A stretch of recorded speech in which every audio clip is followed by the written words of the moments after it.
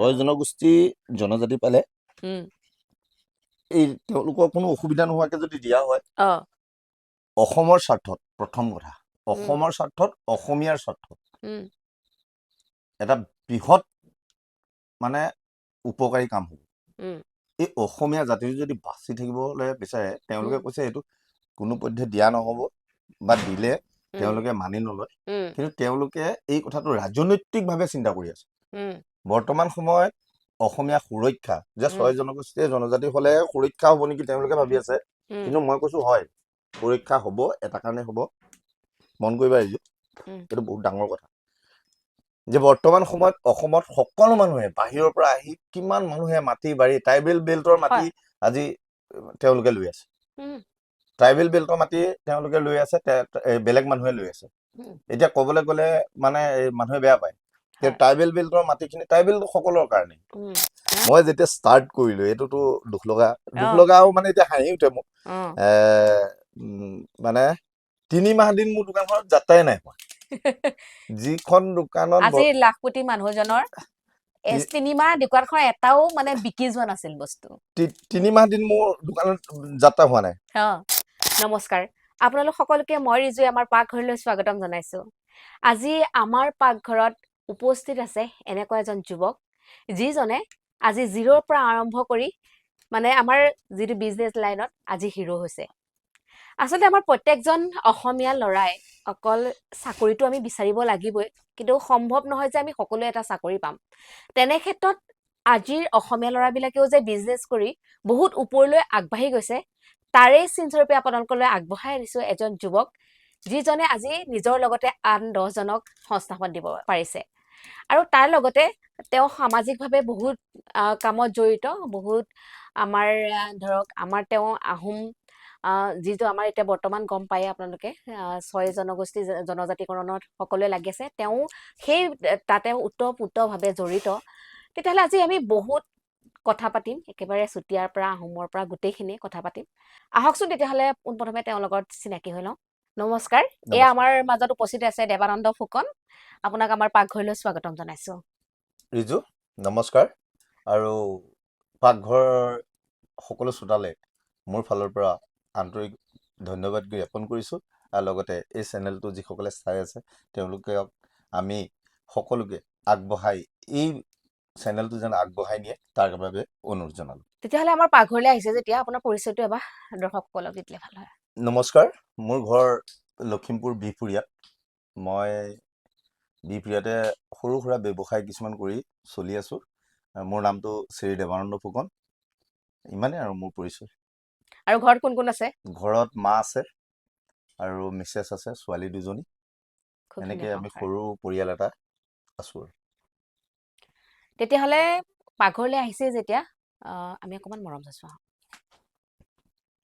নমস্কাৰ বহক আজি বহুত কথা পাতিম আপোনালোকৰ লগত আৰু আজি সঁচাকে মানে অকমান বেলেগ হ'বলৈ গৈ আছে যেনেকে ৰেচিপিটোও বেলেগ খাৰ মানে আমাৰ মহলাটোও বেলেগ হ'ব আৰু যেতিয়ালে পাকঘৰলৈ আহিছে যেতিয়া জানেই পাকঘৰলৈ আহিলে ৰান্ধিব লাগে আৰু বিশেষকৈ আমাৰ দৰ্শকসকলে সদায় এটা নতুন মানে ব্যঞ্জন লৈ আনে আৰু আজিনো আমাৰ পাকঘৰৰ দৰ্শকৰ বাবে আপুনি কিনো ব্যঞ্জন ৰান্ধিব এবাৰ কৈ দিলে ভাল হয় ৰিজু মই সদ্যহতে মানে এই ভজা পোৰাবিলাক ইমান বিশেষ ভাল নাপাওঁ মই নিজে বইল খাওঁ আৰু মোৰ লগত যিসকল থাকে তেওঁলোককো মই বইল বনাই খাওঁ আৰু কোনোবা যদি আহেও মোৰ ঘৰলৈ আলহী মানে যদিও ভজা পোৰাবিলাক থাকে তথাপিও মই বইল বনাই তেওঁলোকক খুৱাই ভাল পাওঁ আৰু সেই বইলকে বনাওঁ আজি বইল কিনো বনাব বইল এবাৰ দেখাই দিলে ভাল হ'ব বইল দৰ্শকসকলক বনাম তোমাৰ মাছ এইটো কচ মাছ কেঁচা জলকীয়া আছে আৰু মাছ বইল আৰু টেঙা মৰা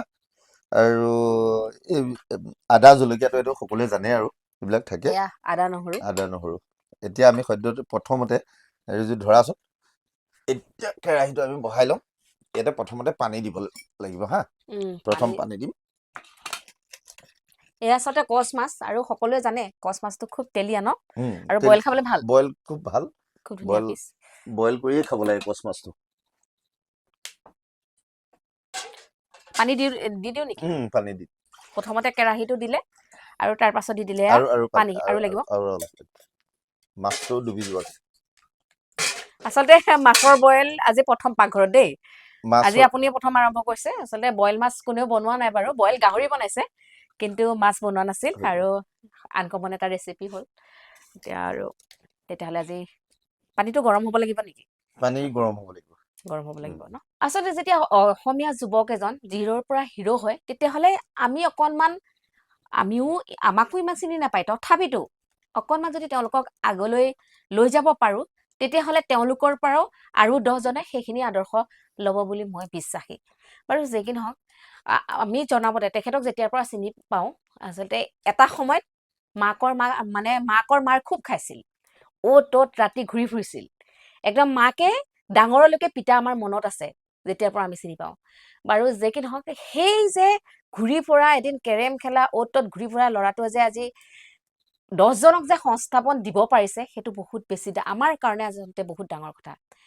মই ইয়াৰ পৰা প্ৰথমেই সুধিব বিচাৰিম, এই যে বিজনেছ লাইনটো আপুনি আৰম্ভ কৰিলে, কেতিয়াৰ পৰা আৰু কেনেকৈ আৰম্ভ কৰিলে, আৰু ইমান ডাঙৰ এটা ব্যৱসায় যে আপুনি আৰম্ভ কৰিলে, আচলতে ইয়াৰ আঁৰৰ কাহিনীটো আমি অকণমান জানিব বিচাৰিম। ৰিজু, এই ব্যৱসায়টো ইমান ডাঙৰ নহয়। ব্যৱসায়টো মনটো ডাঙৰ হ'ব লাগিব, মেইন কথাটো। মনটো ডাঙৰ আছিলে প্ৰথম কথা, আৰু বহুত কিবা এটা কৰিছোঁ বুলি ভবা নাই। কৰি আছোঁ, আৰু ভৱিষ্যতে কি হয় সেইটো ইমান বিশেষ নাজানো, কিন্তু কৰাৰ যিটো আগ্ৰহ, এই আগ্ৰহটো কেতিয়াৰ পৰা জন্ম হ'ল সেইটোৱে ক'ব পাৰিম মই। অঁ আগ্ৰহটো এনেকুৱা ধৰণে জন্ম হ'ল, মানে 23 বছৰমান নিজৰ জীৱনটোক একদম বিপথে পৰিচালিত কৰিছিলোঁ মই 23 বছৰ দিন য'তে ত'তে অনাই বনাই জাতীয়তাবাদটো আছিলে আৰু আছেই, সদায় থাকিব। এইটো জাতীয়তাবোধটো আছে, আৰু সেইকাৰণে অলপ দিন বাহিৰতে জাতিৰ কাৰণে কিছুমান কাম কৰিলোঁ। বাহিৰত বুলি নহয়, আৰু অসমৰ ভিতৰতে বিভিন্ন জেগাত গ'লোঁ। অসমৰ ধুবুৰীৰ পৰা একেবাৰে জোনাইলৈকে, আৰু এইডোখৰ শদিয়ালৈকে ঘূৰিলোঁ। ঘূৰি লৈ বহু মানুহ লগ পালোঁ জীৱনত। তাৰপিছত ঘূৰি আহি আকৌ দেখিলোঁ নিজৰ জেগাডোখৰহে আপোন আপোন লাগিল। তাৰপৰা তেতিয়াই মোৰ এজন বন্ধু লগ পালোঁ। তেওঁ মোক ক'লে, মোক দাদা বুলি মাতে। তেওঁ বৰ্তমান প্ৰয়াত, তেওঁ ঢুকালে, বেয়া লাগে। তেওঁ মোক ক'লে, দাদা এনেকৈ ঘূৰি ফুৰিলেতো নহ'ব আপুনি। আৰু সঁচাকৈ মই সেইটো সময়ত 10 টকা পইচা, বহুত পইচা মানে মোৰ 10 টকা পইচা এটা ঘৰৰ পৰা যেতিয়া মোক দি দিয়ে দেউতাই, সেই 10 টকা লৈ মই মানে এসপ্তাহলৈ ঘৰত আমনি কৰা নাছিলোঁ। ব্লেক আৰু কৰিলোঁ মই এই চিনেমা। সেইটো আৰু মানে সেইটো সময়ত ক্ৰাইম নহয়, এতিয়া ক্ৰাইম। মানে সেই তেতিয়া চিনেমা হলৰ পৰা 2টা টিকেট বেছিকৈ লওঁ, লৈ বেলেগক বিক্ৰী কৰি তেনেকৈও চলা মোৰ অভিজ্ঞতা আছে। তাৰপাছত 98ত হায়াৰ ছেকেণ্ডেৰী পাছ কৰিলোঁ। তাৰপৰা ঘৰৰ পৰা ওলাই আহিলোঁ। ওলাই আহি অৰুণাচললৈ গ'লোঁ। অৰুণাচলত গৈ মানে অৰুণাচলত যিসকল আছে তেওঁলোকে অনুভৱ কৰিব যে অৰুণাচলত থাকিলে যেনেকুৱা কামেই নকৰক, একেবাৰে সৰু কামটোও কৰিব লাগিব। যেনে হোটেল এখনৰ মই মেনেজাৰ হিচাপে আছিলোঁ। তেতিয়া মানে কাঁহী বাতি ধোৱা মোৰ মানে মনত পৰে। মানে তেতিয়া অকণমান চকু পানী ওলায় যে ময়ো জীৱনত ইমান বেয়া কাম কৰি জন্ম হ'লোনে, মই কাঁহী বাতিও ধুব লগা হৈছিলে। কিন্তু সেই সময়ত আকৌ সেইটো মনত ভাবে আহিছিলে। এতিয়া আকৌ ভাবোঁ দেই, কামেই মানে, কামটো কামেই মানে। এতিয়াহে সেইটো অনুভৱ কৰিছোঁ। আগতে তেনেকৈ ভবা নাছিলোঁ। তেতিয়া অকণমান হেৰি আছিলোঁতো, মনটো পাতলা আছিলে। তেতিয়া ভাবিছিলোঁ যে এইটো কাম কৰিলে মানুহে কিবা বেয়া দেখে নেকি। কিন্তু এতিয়া অনুভৱ কৰিছোঁ যে কামটো কাম, বাচন ধোৱাটো কামটোও কাম, আৰু মানে সেই মেনেজাৰ টেবুলখনত বহি লৈ এই হিচাপ নিকাচ কৰাটোও কাম। তেতিয়াৰ পৰা মনটো গ'ল, কাম কৰিবলৈ আগ্ৰহ হ'ল।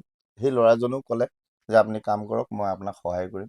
ঠিক তেনেকৈ আগবাঢ়ি গ'লোঁ। প্ৰথমতে মোৰ ঘৰৰ কাষৰে এজন বন্ধু, নকৈ নোৱাৰি, মোৰ নামৰ সৈতে একেই, দেৱানন্দ সন্দিকৈ তাৰ নাম, কিন্তু এনে কানু বুলিয়ে আমাৰ তাত চিনাকি। আৰু তাৰ লগতো মই বহুতখিনি সহায় কৰিছিলোঁ। গতিকে সি মোকো সহায় কৰিলে। এই হাথিয়াৰ পত্ৰ কিনিবৰ কাৰণে টকা 20,000 দিছিলে। মই যিটো ব্যৱসায় এতিয়া কৰি আছোঁ, পইচা যদিও বা ঘূৰাই দিলোঁ, কিন্তু দিছিলে সেই কথাটোতো ক'বই লাগিব। সি সেইটো সময়ত মোক সহায় কৰিছিলে। আৰু পিঁয়াজ কাটি থাকোঁ হা, সি সহায় মুকলিটো কৰিছিলে, ইয়াতে খাওঁ। যথেষ্টখিনি মোক সহায় কৰিছিলে। সহায় মই কৰি এইটো দিছো। সহায় কৰি তেনেকে আগবাঢ়ি গৈ আছিলোঁ। উম, তাৰপৰা এতিয়া ইমান সফল ব্যৱসায় নহয়, কিন্তু মানুহে চিনি পায় যে এওঁ কিবা এটা কৰে। আৰু মোৰ হয়। লগত সেই তেনেকে 10-12জন ল'ৰা বৰ্তমান সংস্থাপন হৈ আছে। তেওঁলোকে মোৰ লগতে ইটো সিটো কৰি আছে। আৰু কেতিয়াবা খং উঠিলে একেবাৰে প্ৰথম পৰা যিটো ল'ৰাই মোৰ লগত কাম কৰিছিলে, জিয়াউল বুলি, সৰু ল'ৰা, তেতিয়া তাৰ বয়স মোটামুটি বেছি হোৱা নাই আৰু মানে ঘৰৰ অৱস্থা পাতি বেয়া। তাৰপৰা সি মানে ওলাই কাম কৰিবও নোৱাৰে, কাৰণ 18 বছৰৰ তলত মানুহে কাম কৰিবলৈ নিদিয়ে, সেইটো এটা ক্ৰাইম। আৰু সেইটো কাৰণে মানে তাক মই এইটোৱে কৈছিলোঁ, তই মোক কামখিনি দেখুৱাই দিবি, মই নিজে কৰিম, কাৰণ সি কামখিনি জানে। জানে। সি কামখিনি জানে। তই মোক বোলো তই কামখিনি মোক দেখুৱাবি আৰু মই কামখিনি কৰি যাম। ঠিক তেনেকে সি মোক দেখুৱাই গৈছিলে যে দাদা এইডাল ৱাৰ এইডালত জইন কৰক, এইডাল ৱাৰ এইডালত জইন কৰিব, আৰু এইটো বেয়া হ'লে এইটো হয়, এইটো বেয়া হ'লে এইটো হয়। তাৰপাছত সি মোক শিকাইছিলে এইটো পিছ চকাত কোনটো বেৰিং খায়, নম্বৰ থাকে তাত, যেনিবা পিছ চকাটোত 6205 বেৰিং খায়, সেইটো সি মোক শিকোৱা। তাৰপিছত আগ চকাত কোনটো বেৰিং খায়, মটৰত কোনটো বেৰিং খায়, মটৰ এক্সেলডাল কেনেকুৱা, তাৰ ৱাছাৰবোৰ কেনেকুৱা, মানে অইল চিল কেনেকে লগাব লাগে, বা অইল চিল কেনেকে হেৰি হয়, সি মোক দেখুৱাই গৈছিলে। আৰু মই তাক চাই গৈছিলোঁ। সি মোক দেখুৱাই যোৱাৰ কাৰণে মোৰ শিকিবলৈ সেই মানে তাৰ পৰা শিকা আৰু বয়স তাৰ 11 বছৰমান হৈছে। আৰু মোৰ বয়স তেতিয়া মোটামুটি এতিয়া 9 বছৰ হ'ল ন মোৰ লগত সি থকা। এতিয়া 45, মানে মোটামুটি তেতিয়া মোৰ 38 বছৰমান হ'ল আৰু। কেতিয়াবা মানে মই তাৰ পৰা শিকিছোঁ, 38 বছৰ বয়সীয়াল মানুহ এজনক 9 বছৰীয়া 11 বছৰীয়া ল'ৰা এটাৰ সঁচাকে পৰাই কাম মানে শিকিব ইয়াৰ পৰাই গম পাই যে মানে সৰুৰ পৰা মানুহে ডাঙৰ মানে বহুত শিকিবলগীয়া শিকিব পাৰি আৰু।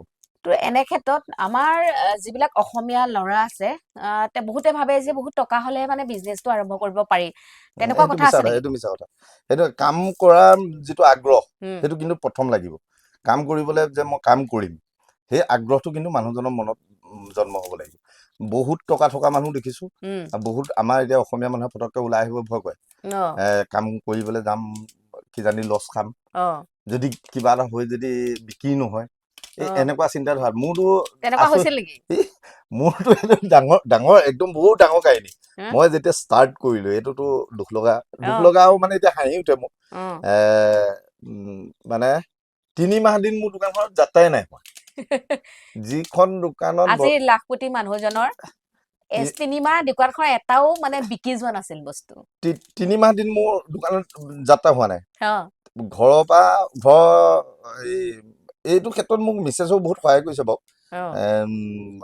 নামটো নললে মনটো বেয়া লাগিব, মোৰ নিজেও বেয়া লাগিব, কিন্তু সেইটো সঁচা কথা। মানে কি, সেইটো সময়ত মানে সাহস হিচাপে থিয় হৈ দিছিলে মোৰ ওচৰত। এইফালে কথাৰ মাজতে আচলতে এই পানীটো উতলিলে, পানীটো ইয়াতে দি দিছে আপোনাৰ পিঁয়াজ, কেঁচা পিঁয়াজ দি দিছে কেঁচা দেই। পিঁয়াজ দিছোঁ।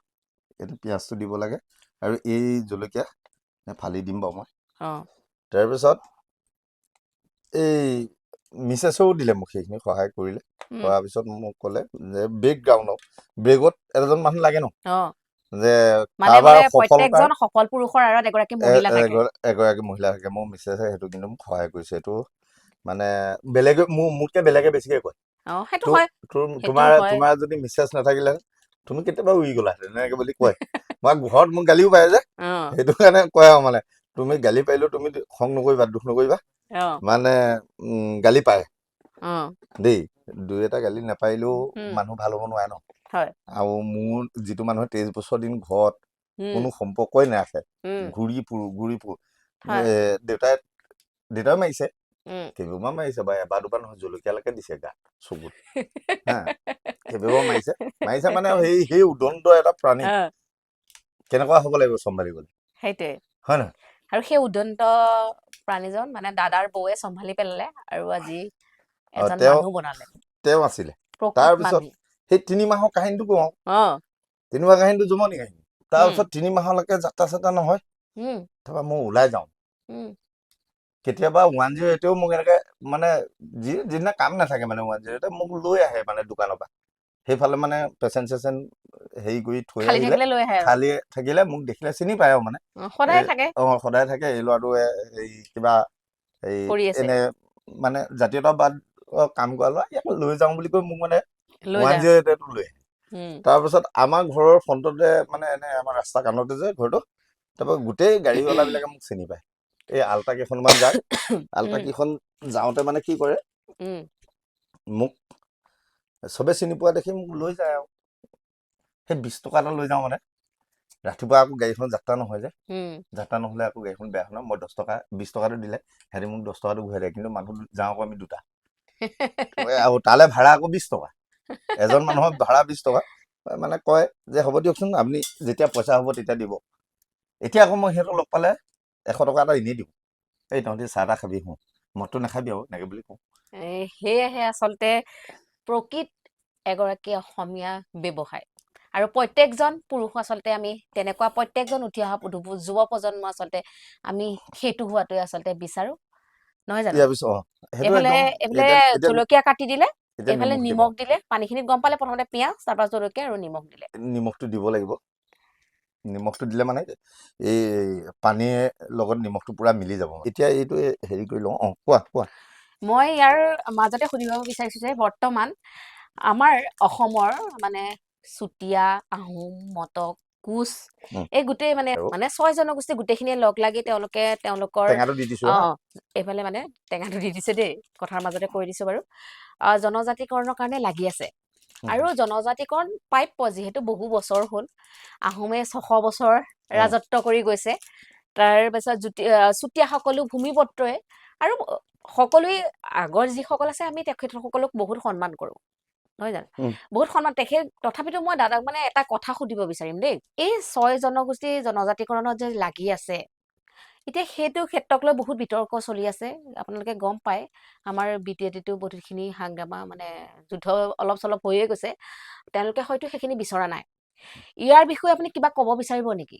ইয়াৰ বিষয়ে এটাই কথা, 6 জনগোষ্ঠী জনজাতিকৰণ দিয়াত চৰকাৰৰ হেমাহি আছে। প্ৰথম কথা, চৰকাৰে যদি মন কৰিলেহেঁতেন 6 জনগোষ্ঠী জনজাতি দিব পাৰে, এইটো এনেকে দিব পাৰে যে আমাৰ যিখিনি এক্সাষ্টিং যিখিনি ট্ৰাইবেল আছে আমাৰ তেওঁলোক 14টা জাতি আছে, তেওঁলোকৰ কোনো অসুবিধা নোহোৱাকে চৰকাৰে যদি এই 6 জনগোষ্ঠী জনজাতি দিয়ে, তেতিয়াহ'লে তেওঁলোকেও কৈছে আমাৰ আপত্তি নাই। মই জনাত দেই, যিখিনি চাই আছো তেওঁলোকৰ আপত্তি নাই। এইটো কাৰণে আপত্তি নাই যে তেওঁলোকৰ প্ৰাপ্য। তাৰ পাছত চৰকাৰে কি কৰিছে, এটা হেমাহি আছে। 6 জনগোষ্ঠী জনজাতিটো বহু মানুহে বুজিয়ে পোৱা নাই যে বিচাৰিছে কিয় বিচাৰিছে, এই কথাটো কিন্তু বুজি পোৱা নাই অকমান।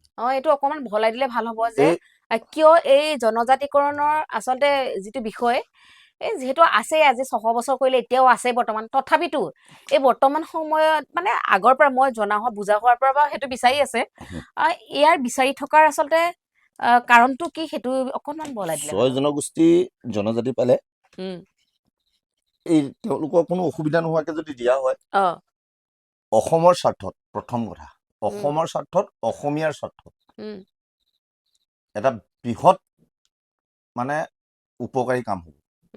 এই অসমীয়া জাতিটো যদি বাচি থাকিবলৈ বিচাৰে, তেওঁলোকে কৈছে এইটো কোনো পধ্যে দিয়া নহ'ব, বা দিলে তেওঁলোকে মানি নলয়। কিন্তু তেওঁলোকে এই কথাটো ৰাজনৈতিকভাৱে চিন্তা কৰি আছে।